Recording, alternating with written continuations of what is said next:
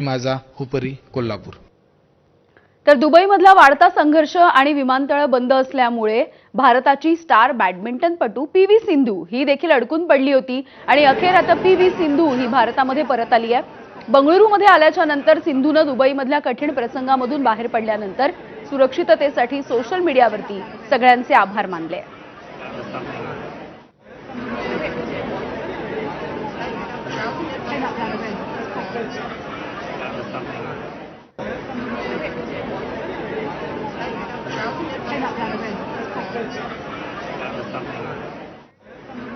तर आखाती देशांमध्ये हे युद्ध पेटलेले आहे आणि याचा थेट परिणाम आता तेलाच्या किमतीवरती देखील होऊ लागलेला आहे।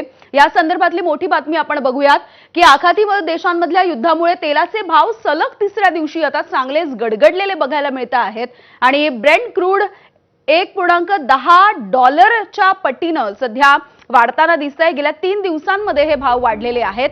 $82.37 वरती हे दर गेलेत। जानेवारी 2025च्या नंतर हे सगळ्यात जास्त सर्वाधिक असे दर आहेत। यूएस वेस्ट टेक्सास इंटरमिडिएट म्हणजेच WTIचे दर हे 74 सेंटनं म्हणजे 1% वाढले आहेत। पुढील काही दिवसांमध्ये हे युद्ध थांबलं नाही तर तेलाचे दर असेच वाढत राहतील अशी एक मोठी शक्यता देखील वर्तवली जाते आहे।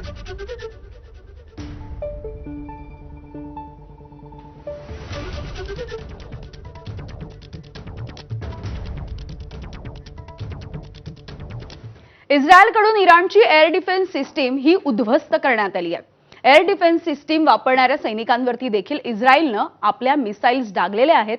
मिसाईल्सच्या माध्यमातून हल्ले केलेले आहेत आणि ही पूर्णपणे एअर डिफेन्स सिस्टीम जी होती इराणची ती अख्खी सिस्टीम उद्ध्वस्त करण्यात इस्रायलला यश आलंय।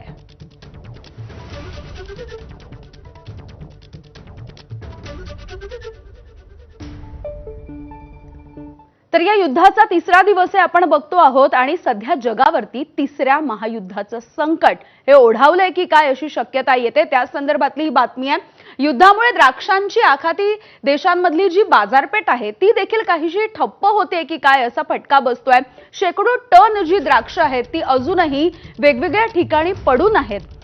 शेकडो टन द्राक्ष कोल्ड स्टोरेजमध्ये पडलेली बघायला मिळत आहेत। रशिया, युरोप या सगळ्या देशांमध्ये निर्यात होणारी ही द्राक्ष आहेत। अर्थातच या सगळ्यामुळे भारतामधला बळीराजा, भारतामधले द्राक्ष उत्पादक शेतकरी हे देखील संकटात सापडले आहेत। शेतकऱ्यांचं, बागायतदारांचं मोठं नुकसान होत आहे। सुवेझ कालव्याच्या मार्गावरती बंधनं आली आहेत। कोल्ड स्टोरेजमध्ये हा माल तसाच पडून आहे। एक्सपोर्ट दर्जाची द्राक्ष स्थानिक बाजारपेठेमध्ये आता कवडीमोल भावांवरती विकायची वेळ इथल्या शेतकऱ्यांवरती आली आहे।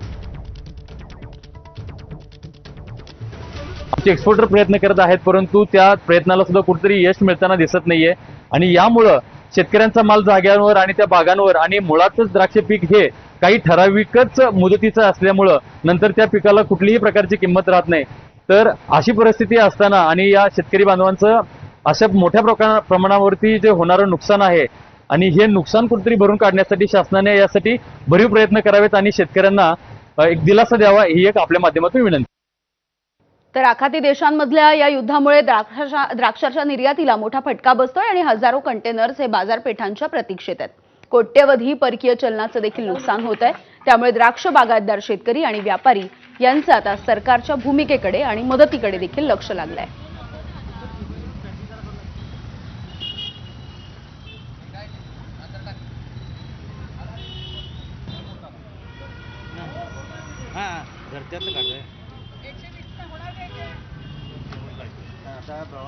त्यामुळे ह्या सगळ्या युद्धजन्य परिस्थितीमुळे आपल्या द्राक्ष शेतीच्या निर्यातीवर परिणाम झालेला आहे आणि हा सर्वसाधारणपणे एक कंटेनर द्राक्षाचा भरायचा झाला तर 13 टनाचा एक कंटेनर दुबई किंवा मध्य ईस्ट राज्यांच्यासाठी की तिथं साधारण 18 ते 20 लाख रुपये एका कंटेनरला खर्च आहे। म्हणजे मालाचा, मजुरीचा, शिपिंगचं भाडं, कंटेनर भाडं असेल आणि लोकल वाहतूक करणारे इथल्या कोल्ड स्टोरेजचं भाडं असेल, असा 18 ते 20 लाख रुपये खर्च आहे। जर युद्ध जर लवकर नाही थांबलं तर जवळजवळ द्राक्ष शेतीला सांगली जिल्ह्यातून आपल्या नाही म्हणलं तर 1,500 कोटीचा निर्यातीचा फटका बसू शकतो असं चित्र निर्माण झालंय। आता हा सगळा द्राक्षाचा माल जर तसाच राहिला आणि तो जर नाही एक्सपोर्ट झाला तर इथं जे काही डोमेस्टिक मार्केट आहे त्या डोमेस्टिक मार्केटवरती जास्त प्रमाणात माल झाल्यामुळं दर पडण्याची अत्यंत भीती आहे. योगायोगानं यावर्षी थोडंसं शेतकऱ्यांना 2 पैसे चांगले मिळायला लागलेत, कारण यावर्षी मालाचं उत्पन्न कमी आहे आणि रमदानचा महिना हा बरोबर द्राक्ष सीझनमध्ये आल्यामुळं मागणी खूप आहे. तर हे चांगले दिवस आलेले असताना या युद्धामुळं हे सगळ्यांचंच बजेट कोलमडलेलं आहे आणि आमच्यासारख्या निर्यातदाराला तर सगळ्यात मोठा त्याचा फटका बसणार आहे. आणि यानंतर बुलेटिनमध्ये छोटासा ब्रेक. बघत रहा एबीपी माझा.